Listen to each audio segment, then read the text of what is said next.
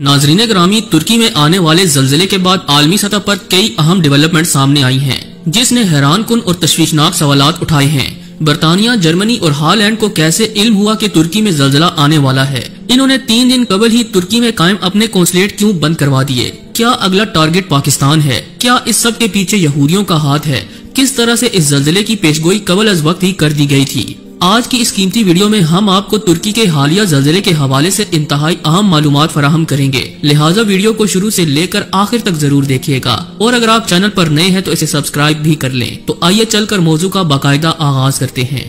प्यारे दोस्तों, पीर की सुबह शाम की सरहद के करीब तुर्की के जनूब मशरकी इलाके में शदीद जल्जले के नतीजे में अब तक की इतलात के मुताबिक 6000 से जायद अफराद हलाक और सैकड़ों जख्मी हुए। जल्जले का मरकज गाजी अंतीब के शहर के करीब का इलाका था और पहले शदीद झटके के कुछ ही देर बाद यहां एक और जल्जला आया और आफ्टर शॉक्स का सिलसिला कई घंटे गुजरने के बाद भी जारी रहा। माहिरीन ये सवाल उठा रहे हैं कि ये जल्जला इतना होलनाक क्यों था। इस जल्जले की शिद्दत 7.8 रिकॉर्ड की गई और सरकारी हुकाम के मुताबिक ये एक बड़ा जल्जला था। जल्जले का मरकज ज्यादा गहराई पर नहीं था, ये गहराई 18 किलोमीटर थी, इसीलिए मुतासरा इलाके में कई इमारतें मुनदम हो गयी। यूनिवर्सिटी कॉलेज ऑफ लंदन के कुदरती आफात पर तहकीक के शोबे रिस्क एंड डिजास्टर रिडक्शन से मुंसलिक प्रोफेसर जोया फारवा के मुताबिक पिछले तमाम बरसों के मोहलिक तरीन जल्जलों को देखा जाए तो गुज़श्ता 10 बरसों में सिर्फ ऐसे 2 जल्जले आए जिनकी शिद्दत पीर के रोज तुर्की में आने वाले जल्जले के बराबर थी और इससे पहले के अशरे में ऐसे 4 जल्जले रिकॉर्ड किए गए। ताहम किसी भी जल्जले से आने वाली तबाही का इन्हिसार सिर्फ इस पर नहीं होता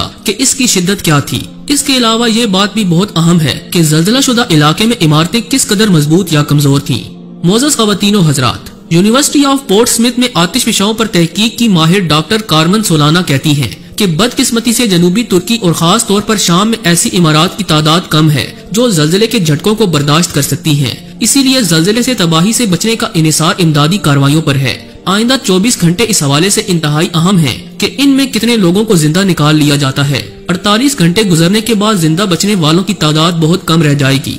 तुर्की और शाम की सरहद के करीब इस इलाके में गुज़श्ता 100 साल में कोई शदीद जल्जला नहीं आया और कोई ऐसी अलामात भी नहीं देखी गई जिनकी बुनियाद पर यह कहा जा सकता है कि यहाँ इतना शदीद जल्जला आ सकता है। इसीलिए दूसरे इलाकों की निस्बत यहाँ जल्जले के बचाव का निजाम कदरे कम था। तुर्की में तबाही मचाने वाला ये जल्जला रवां सदी के सबसे बड़े जल्जलों में से एक था, लेकिन यहाँ ये सवाल भी सर उठा रहा है कि बरतानिया, जर्मनी और हॉलैंड तुर्की के जल्जले से कैसे आगाह हो चुके थे। इन्हें कैसे मालूम हुआ कि यहाँ कयामत सुगरा बर्पा होने वाली है? दरअसल इन ममालिक ने 3 दिन पहले ही यहाँ मौजूद अपने अपने सिफारत खाने बंद करवा दिए और अपने लोग तक वापस बुलवा लिए। बरतानिया, जर्मनी और हॉलैंड ने सिफारत खाने बंद करते हुए ये बयान दिया कि तुर्की में दहशतगर्दी का खतरा है, इसलिए हम यहाँ से जा रहे हैं।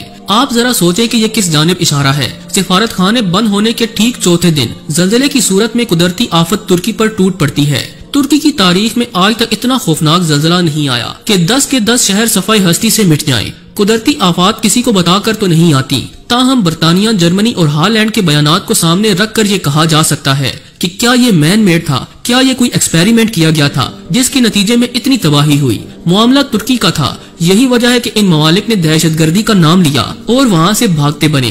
तुर्क सदर रजब तैयब उर्दुगान ने खुफिया तरीके से तहकीकात का आगाज कर दिया है, जिसके बाद तवक्को की जा रही है कि असल हकायक जल्द सामने आ जाएंगे और मौजूदा सूरत हाल में तुर्की किसी पर इल्जाम भी नहीं लगा सकता।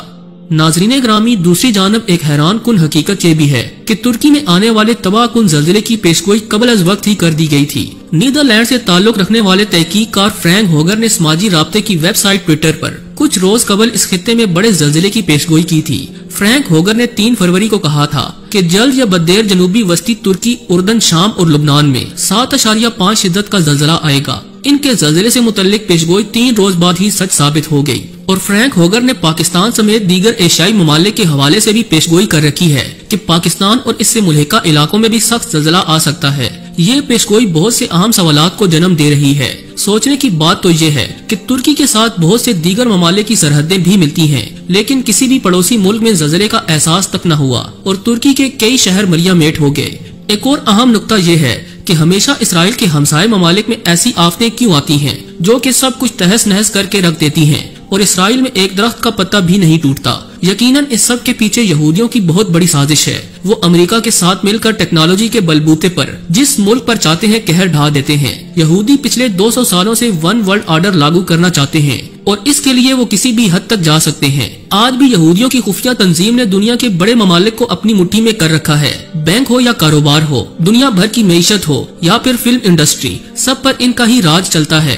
جبکہ امریکہ اور اسرائیل ترک صدر رجب طیب اردوغان سے خوفزدہ ہیں، کیونکہ ترکی نے معاہدہ لوازن کے ختم ہوتے ہی اہم اعلانات کر رکھے ہیں۔ عین ممکن ہے کہ ترکی میں آنے والا یہ زلزلہ اسرائیل اور امریکہ کی کسی خفیہ ٹیکنالوجی کا شاخسانہ ہو۔ معزز خواتین و حضرات، دوسری جانب ماہرین کہتے ہیں کہ ہماری زمین کی بیرونی سطح مختلف سطحوں کے ملاب سے بنتی ہے، جنہیں پلیٹس کہا جاتا ہے۔ یہ پلیٹس پرندوں کے گھونسلوں کی مانند ایک دوسرے سے جڑی ہوتی ہیں۔ اکثر پلیٹیں حرکت کرنے کی کوشش کرتی ہیں، لیکن مختلف پلیٹس کے درمیان رگڑ کی وجہ سے ان میں حرکت نہیں ہو پاتی، اور کبھی کبھار ان کے درمیان دباؤ اتنا زیادہ ہو جاتا ہے کہ ایک پلیٹ اچانک اپنی جگہ سے کھسک جاتی ہے، جس سے زمین کی سطح ہل جاتی ہے۔ پیر کو ترکی میں آنے والے زلزلے میں شمال کی جانب حرکت کرتی ہوئی عربین پلیٹ اور اناطولین پلیٹ میں رگڑ پیدا ہو گئی تھی۔ ماضی میں آنے والے بڑے بڑے زلزلوں میں مختلف پلیٹوں کے درمیان رگڑ سے تباہی ہوئی۔ 13 اگست 1821 کو بھی ترکی کے انہی علاقوں میں 7.4 کی شدت کا زلزلہ آیا تھا، تاہم اس کی شدت پیر کے زلزلے سے خاصی کم تھی۔ اس کے باوجود اس زلزلے کے نتیجے میں یہ علاقہ بری طرح سے متاثر ہوا تھا، اور صرف حلب کے شہر میں 7000 اموات ریکارڈ کی گئی تھی۔ 19ویں صدی کے اس بڑے زلزلے کے ایک برس بعد تک اس علاقے میں آفٹر شاکس آتے رہے۔ پیر کی صبح ترکی کے زلزلے کے بعد بھی جھٹکوں کا سلسلہ بہت دیر تک جاری رہا، اور سائنسدانوں کا خیال ہے کہ ماضی کے شدید زلزلے کی طرح اب بھی ترکی میں آفٹر شاکس آتے رہیں گے۔ زلزلوں کی پیمائش کے لیے آج کل جو پیمانہ استعمال کیا جاتا ہے، اسے موومنٹ میگنیچیوڈ اسکیل کہا جاتا ہے۔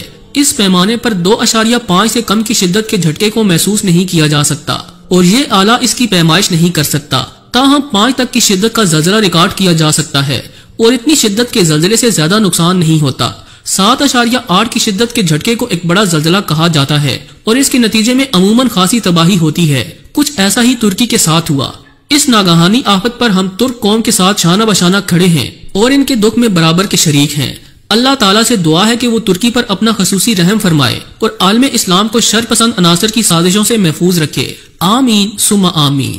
جی تو دوستو، یہ تھی آج کی ویڈیو اچھی لگی ہو تو اسے لائک کرتے ہوئے دیگر دوستوں سے شیئر کر دیجیے گا، اور ایسی ہی مزید ویڈیوز دیکھنے کے لیے ہمارے چینل کو سبسکرائب بھی کر لیں۔ آج کے لیے بس اتنا ہی، ملتے ہیں کسی نئی اور انٹرسٹنگ ویڈیو کے ساتھ، تب تک کے لیے اللہ نگہبان۔